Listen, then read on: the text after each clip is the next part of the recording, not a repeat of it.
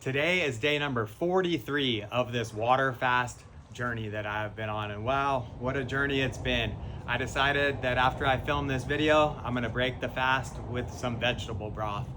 So 43 days ago, I had a video memory pop up on my phone, and it was a video of me talking about my health and wellness journey and how far I had gone since I had gotten sober off of alcohol. And when that video popped up, it absolutely broke me, because I saw how good I was looking and how far I had came on my health and wellness journey. And right after that video popped up and I watched it, I immediately got up and I made a video about my mental health crisis and what led up to the moments of it, what I learned, and a whole bunch of other things in that. I only posted part number 1 and 2. Part 3, 4, and 5 I haven't posted. I was kind of waiting for this moment after this to post them. All of it's really embarrassing, but I think that there's a lot of learning, a lot of teachable moments in this, and a lot of points where people could learn from it, because a lot of the stuff that I went through, I never thought I would have went through in my life, and there are things that I didn't even know existed. So anyhow, that snapped me out of it. I was like, I have to do something to get back on track. So I decided to do a water fast. I have done several in the past, only going to 15 days. And I always stopped after that. And this one, I was like, you know what? I really want to make day 16, but really the end goal is would be day 40, would be absolutely phenomenal. They call it the Jesus fast, 40 days, 40 nights, doing a water fast. And I decided that I was gonna try and do it. Let's see if I could do it. And I made the goal. It's day 43. And I decided that I reached pretty much all my goals. Would have been nice to lose a little more weight, but it is what it is. I don't want to push it too much further. But yeah, I thought I'd make a little bit of a video. In the beginning of this, I didn't think I was going to document any of this, which is really counterintuitive to who I am, because I really like making content and I like sharing all my journeys with everyone. I know this isn't Woods Lab related, but it is what it is. A lot of people out there, I realize, can benefit from this kind of information. So when I first realized about fasting was watching the show Alone, which is 10 people get dropped off out in the wilderness with 10 or 20 items, something like that. And the last one to come in wins $1 million. Everyone has to fend for themselves and all this and that. And I thought, wow, it would be really cool to go on the show, even though I have never skinned an animal in my life. Well, maybe some fish or something like that, but I've never skinned a buck or gutted a hog. And I thought, wow, it'd be really cool to go on this. I don't know anything about foraging and surviving, but what I do have is willpower. I know I have the willpower to do it. So I started thinking, I'm like, man, all these people, there's a lot of people that get medically extracted on there because they get so emaciated and starving to death that the medics come in and they make them go home, and people are just devastated. And I thought, wow, all these people are going for all this time without eating. A lot of them are literally starving. I was like, they have to make a cabin, they have to go get the water and thaw it out and make a fire because it's snowing and all this stuff. And I've never even gone 7 days or 15 days without eating in my life. How could I think that I'm just gonna go on this show with no preparation and make it? So I was like, you know what, this will be a challenge. And that was when I did my first 15-day fast. At the same time, I simultaneously tried to quit drinking alcohol and stop smoking cannabis at that same time. And I did it. I did 15 days without, just having water, electrolytes, and that was it. And I thought, wow, like, you really don't have to eat every single day like we've been programmed to, and every couple days. Like, once you get through the first couple days, you can do it. And that was the first time. Then another time I actually went back to drinking, and then on August 4th, 2024, I decided to do another 15-day fast and quit drinking alcohol. And that time I was successful again, did another 15-day fast, broke it after that, and I still haven't drinking a sip of alcohol since then. That was August 4th, 2024. And in that, I realized a whole bunch of things about myself fasting, that I have a strong mind, and that a lot of this is just, it's all psychological warfare coming at you, because you really don't have to eat. It's just your body telling you that you are programmed to eat 3-4 meals a day, or constantly snacking and these kinds of things. So I just wanted to share some of the things I learned on this fast.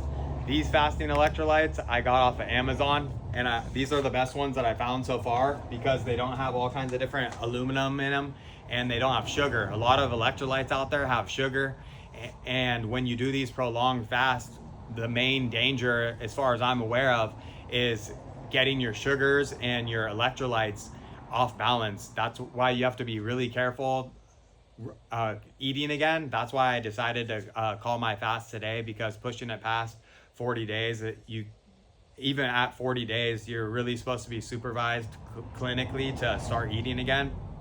On day, I believe 38, I went and got checked out at the hospital to make sure all my levels were good. They did a bunch of tests on my heart, and they did a blood test and a whole bunch of tests in my urine, and everything came back spot on. The doctor said that he was actually really impressed with all my electrolyte levels. They were super balanced. He advised me on how to refeed, which I already knew. He did tell me something that I didn't know, which is when they found out, which is really sad. He said the way they found out about refeeding syndrome is through all the POWs. When the POWs were rescued and saved, they all started eating too aggressively, and thousands of them died because they got refeeding syndrome, where your electrolytes get all out of whack and your heart gets out of rhythm, and you can pass away from that. So that's one of the reasons why I decided, you know what, I made my goal of 40 days. I pushed past it to day 43, and I decided that I'm gonna end it today. Like I was saying, I didn't think I was gonna document much of this, but in doing this, I don't know if it's true or not, it could be complete BS, but I saw a physician saying that there are more people that climb Mount Everest every year than there are that do a voluntary 40-day fast. And there's no way to track fast. There's obviously, they track people going up Mount Everest. So like I said, it could be complete BS, but that really stuck with me. I was like, man, even if that's anywhere close to being true, it's pretty cool to have done a 40-day fast, because I haven't personally met anyone that's done it, and it's been a wild journey.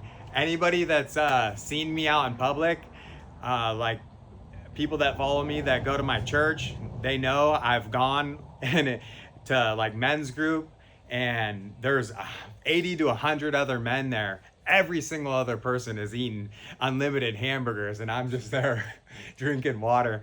I go to different restaurants and bars that I like to just hang out at, and people might think, why do you want to go there and see all these people eat? Well, it's kind of extra fun in a way, extra discipline. I go to the Washu House a lot, and everyone there has seen me just having people eat next to me a chicken parmesan, and I'm just like, oh my God. Like yesterday I went there, someone was eating a big old hamburger right next to me, and it's that extra discipline. It's actually it's pretty cool to see how far I've came in this, because in the beginning of this, I was having a ton of mental chatter, like super dark mental chatter, and it has helped it out extremely. I wanted to do this fast to snap myself back out of all this weight gain that I gained from being on different medications that they put me on for this mental health crisis that absolutely just wrecked my confidence and my whole program that I was on. Before this, I was doing hour and a half on the treadmill every day, 500 push-ups a day, 150 leg lifts, 150 pull-ups, and this medication just absolutely wrecked my hormones, and it just knocked me so far back. This year has been an extreme detour, and I wanted to do something for myself to get back on track. So this fast did that in many ways, the weight being one. A lot of this, when you do a fast, a lot of people do like a couple days, and not to knock that at all, but they think, oh, I lost 10 pounds. Well, as soon as you start eating again, a lot of that is water weight that's attached to your glycogen. For every 1 gram of glycogen, I think it's 4 grams of water that's attached to you. So in the first part of this, I lost like 14.8 pounds in the first 6 days, but I know that's a lot of that's water. It's going to come back.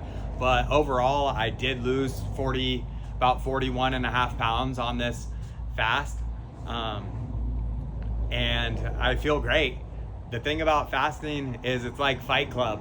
You don't want to really talk about fasting, because as soon as you tell anybody that you're fasting, oh, you should be eating, oh, what are you doing? Like, that's bad for you. But I think one of the healthiest things you can do for your psychological benefit, and for your mental health, and for your physical health, and as well as spiritual health, is fasting. Because I tell people this: when was the last time that your organs weren't processing something? When was the last time that your liver wasn't processing some kind of something, or your pancreas, or your stomach? And the year prior to this, I spent a ton of time, effort, money, discipline, and everything on healing my gut, because I know that your gut is what they call your second brain. If your gut's out of whack, your mental health's out of whack, your physical health's out of whack. And I spent a ton of time getting my gut right. Well, once I got on this medication, it absolutely wrecked my gut, and I'm starting over again. So I thought, you know what's going to be the best thing to do for my gut? And that's what I came to for myself, is to let it heal. And I wanted to give my organs a chance to heal themselves. Going through this mental health crisis, it did a lot of damage to my brain and my memory. And I thought that it might help it, and it absolutely has helped it 1,000%, in the sense of feeling a lot better mentally and coming out of a place that I never thought that I would be in.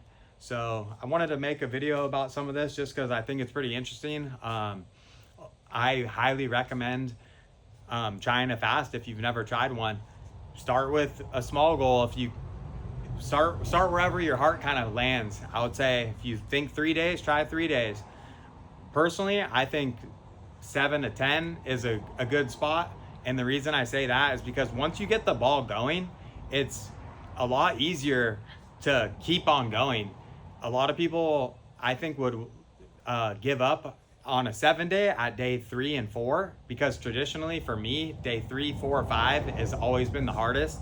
And it's so easy to quit, but then once you have to start again, it's like having to push a car that has no engine. You're getting the car finally going. You might as well just keep pushing the car. As far as I'm concerned, that's how it's been for me on this fast. Day number 2, day number 10, day 27, and day 35 were the hardest days for me. They were the days when I'm like, oh, should I cave? Should I just go eat? And that's what's been very interesting about this fast versus going on a show like Alone, which I personally think this actually is harder in a sense, because it's so easy. Right now I could just go right down the road and get a burrito, get a hamburger, and eat it. And on a show like that, I know that I'm just out there until they tell me I'm done.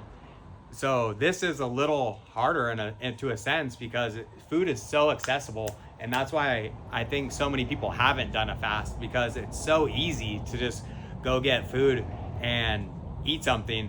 That's also a reason why this fast has been, I think that I've also been successful to a degree, because I know that I cannot leave here and just go get a hamburger. I know that I can physically go drive and purchase one, but if I go and eat a hamburger right now, I could easily die, because what they call refeeding syndrome, you could get your electrolytes off balance, like I said, or it can get stuck in you. My gut isn't active right now. So for the next 2 weeks, I'm going to be slowly reintroducing foods. What I want the most right now is a T-bone steak, carne asada Caesar salad from La Rosa, a bodega casino double cheeseburger. But I couldn't even eat that right now if someone gave me $1 million, because I could easily have severe consequences for that.